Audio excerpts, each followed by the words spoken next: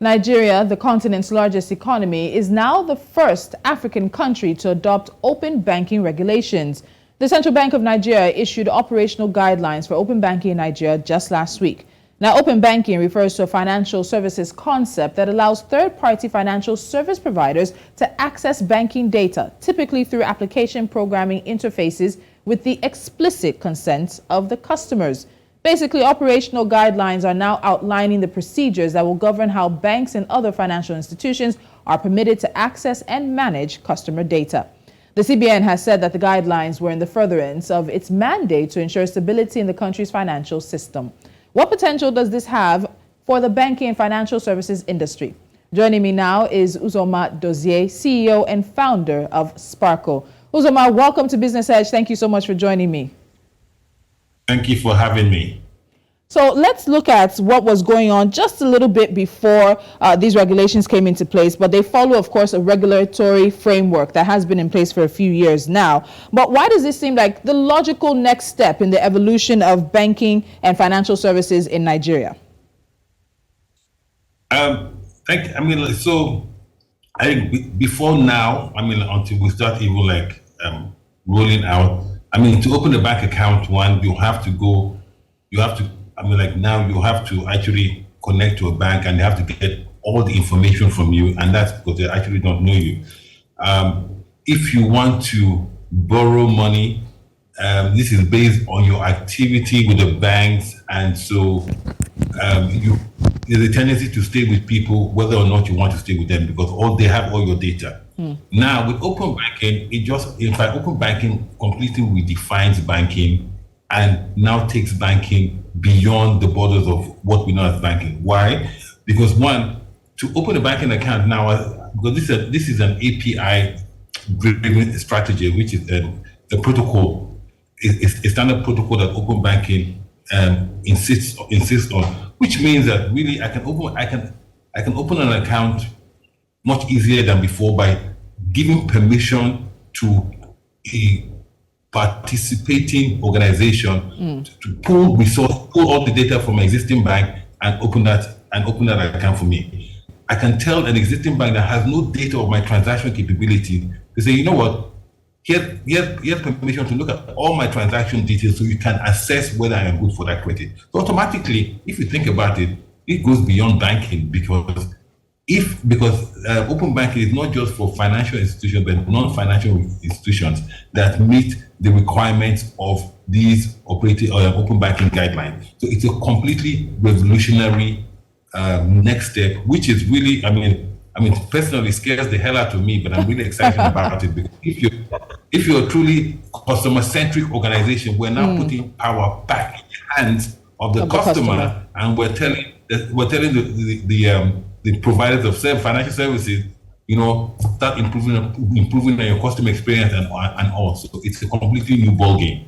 And I like the fact that you admit that it scares the hell out of you. So hopefully we'll have time for you to really tell us why you're scared. So of course, in my introduction, I talked about the fact that this is allowing third-party financial service providers to access data that typically they wouldn't have access to. So let's be specific now. The policy is targeted at banking and other related financial services. And this is also to be classified and to be determined by the central bank. So who are the players that you see falling under these other related financial services? Who should be sort of on the table or on the board as this open banking regulation really kicks in? So practically beyond the banks, we're looking at financial institutions, we're looking at the PFI, we're looking at any pension funds, we're looking at insurance companies, we're also looking at PSPs and all super agents. And then if you want to stretch it further, we're looking at even companies, the fast-moving consumer goods companies that have suppliers, distributors, because there is a ton of data that is stored by these companies. And one of the objectives of open banking is to unlock data that has been siloed in organizations, so now people can actually use it to convert to information and make decisions. And that's what open banking, that's the core of open banking. I want data from different sources to make a to make a holistic decision on whether to move forward, backwards, stay where I am, yes or no, depending on the industry that you are in.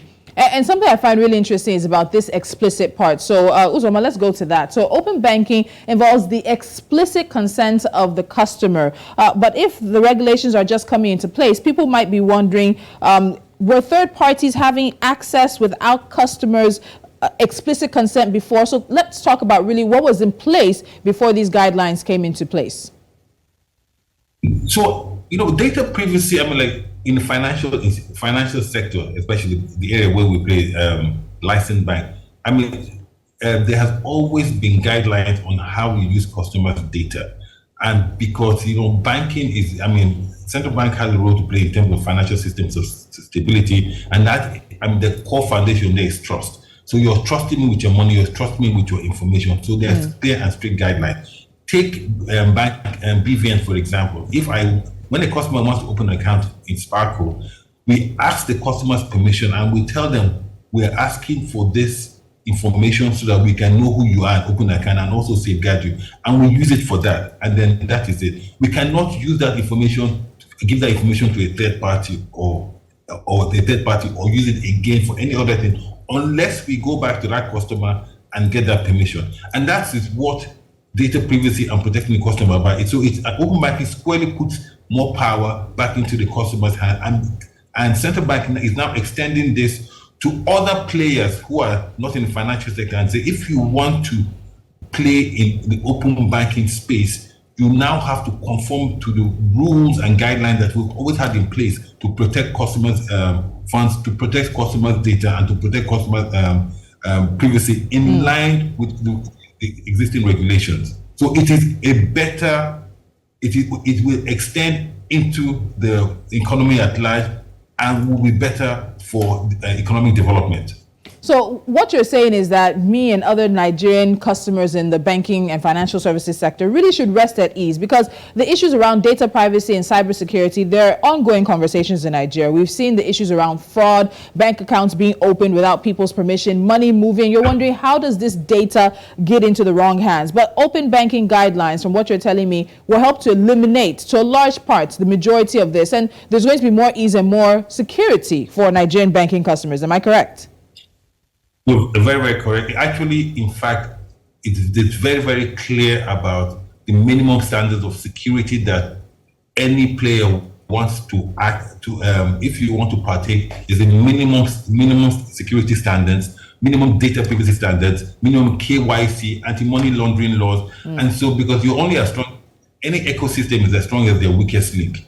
And so we want to make sure, if you want to participate, you must have these governance structures in place. So overall, if you want to be competitive going forward and you do not meet these required standards, then your sustainability is going to be questionable. Yeah. And if you are a business now who is raising money, and the people are going to be looking for those minimum requirements. You have those minimum requirements in terms of security, in terms of data privacy, in terms of the IT infrastructure, in terms of your API, and what is your API strategy? How are you going to connect to different organizations to access data for customers' data if they want it, so that you can do things? So it's going to make the industry more competitive, and we should see better customer experience coming out of this. And so that's the exciting part. So if you're a truly customer-centric organization, there's going to be lots of work to do, but it's going to give you that competitive advantage that wasn't there before. So it's a new playing field. All right. So I want to come back to the customer, because there's also the guidelines having a fact that they outline a consent management framework which mandates that customers must provide explicit consent before their data can be accessed for open banking products and services. And then you also have this consent, but it's not into perpetuity. It's not forever. That consent has to constantly, in a way, be renewed. And I find that really quite interesting, because, as you said, it does put power in the hands of the customer. So let's look at this in terms of the framework. How does this consent management framework work? How will it ensure customers have the best access to services, good services, and also are protected as well? So let me just use let me use an example, because let me just blow it up, right? And so, to just show you why, it's really terrifying. Let's say I am a supermarket and I have lots of customers. customers. And I think, I actually want to start lending customers money. And so, I would now invest in the solutions and systems, right, to meet the requirements to participate in open banking. So automatically, if I have the right API, so I would now tell my customers, give me permission so that you can see your balances on our mobile application, and I can lend you money. But give me permission for 1 week or 2 weeks or 3 weeks or 1 month. Then at the end of 1 month, you have to apply for permission again. So I have a few that means automatically banking has now gone beyond financial institutions to even non-financial institutions who already have customers. So if you have a customer base, you can now start providing services that you couldn't provide before, because you now have access to the customer's information that will enable you to make decisions to say, yes, this guy is good for credit, this guy is not, because there are applications and software that can do that. And so it's now there's access to information, but still at the control of the cost of the customer. And so that's why I say, it now takes banking beyond the borders of banking. It takes banking beyond what we knew, who were the players in the banking space. Because in the end, banking is about transactions. It's about lending money, and it's about keeping people's money. And people keep their money with you because they trust you. Yeah. So if I trust my supermarket, for example, because they always have things for me, they always care about me, they know me, Mr. Uzoma, welcome again. You will do more things with them.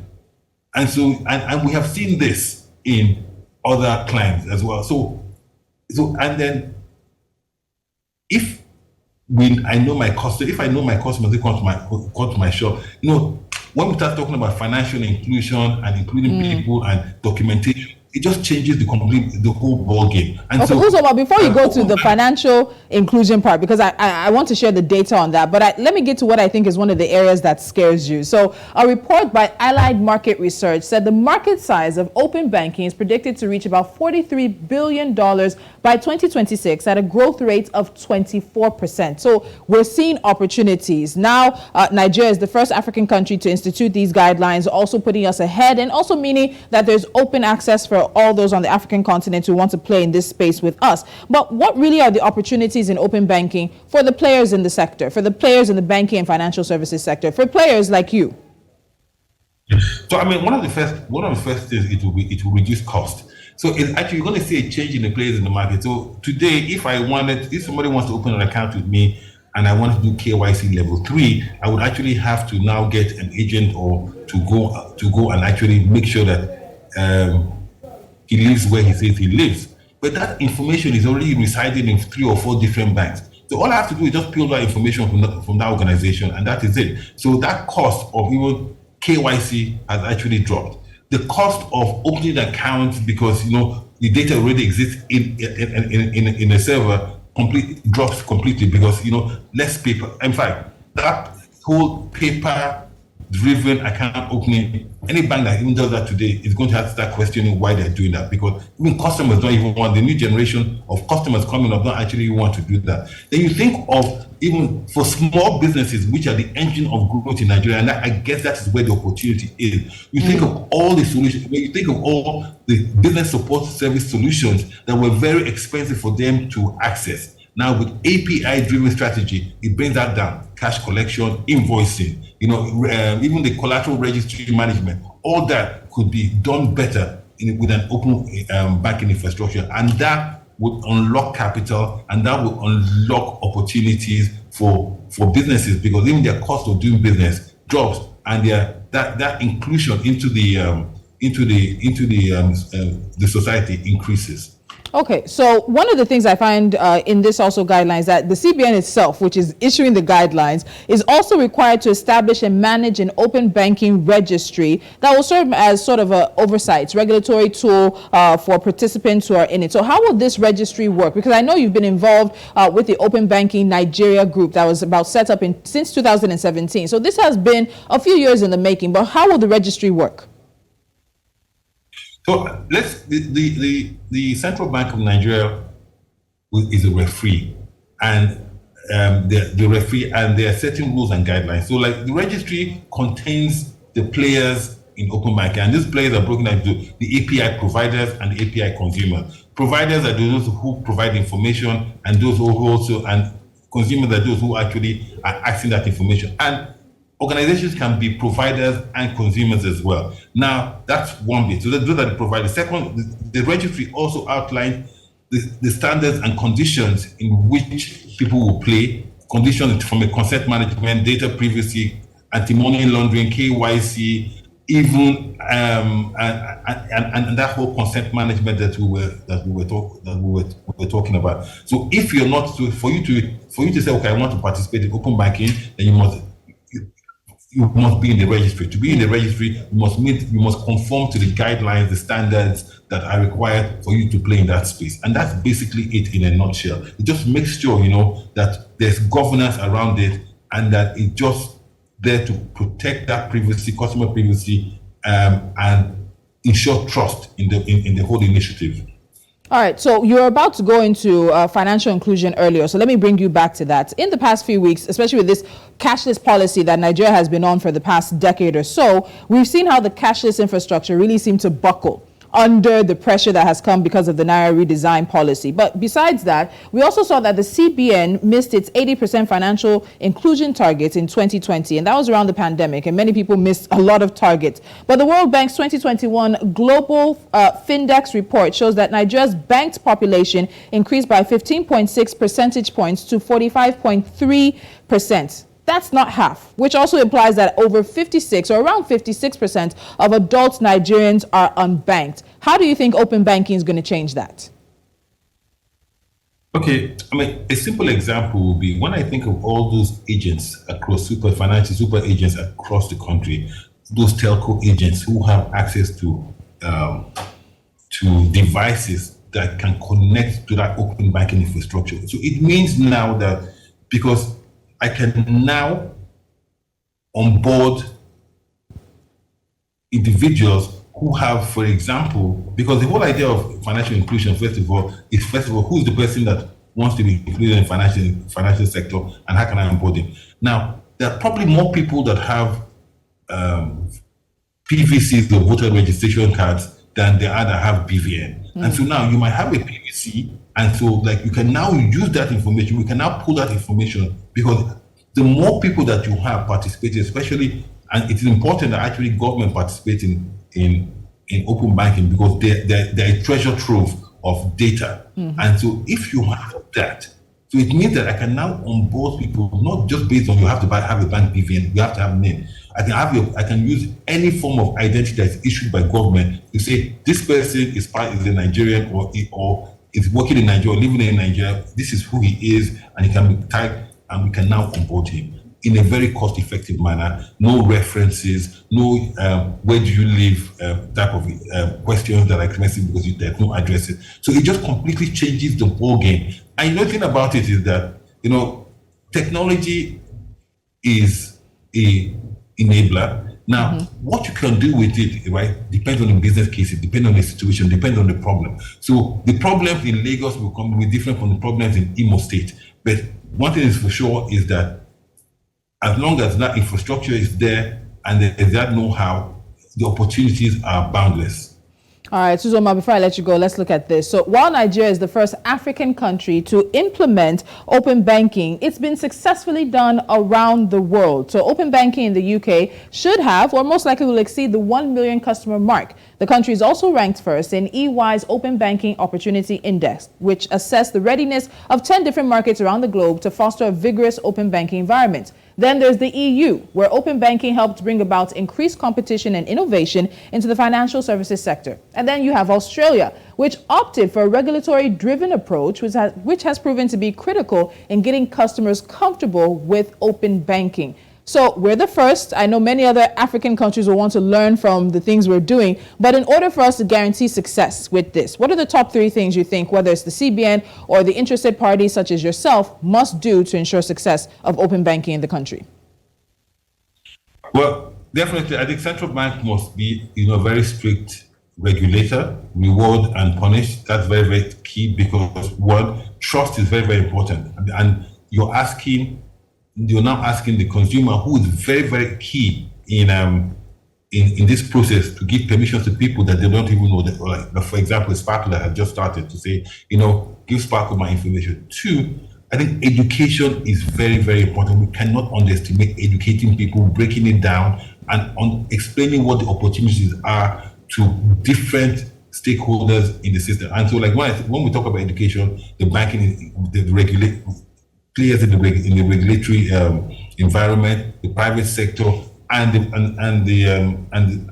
business environment. And the third part is infrastructure. We have to see telecom infrastructure as very key and vital, to facilitate things like financial inclusion, economic growth, and social inclusion. It is very, very key. So it's the CBN key, very key. Education and then infrastructure. And infrastructure. In my opinion. All right, we hope to see the success of this, especially bringing so many more millions of Nigerians into the banking services sector. And of course, making things cheaper for all of us who are partaking. Uzoma Dozie, CEO and founder of Sparkle, thank you so much for joining me. Thank you very much. Nice to be on the show. All right.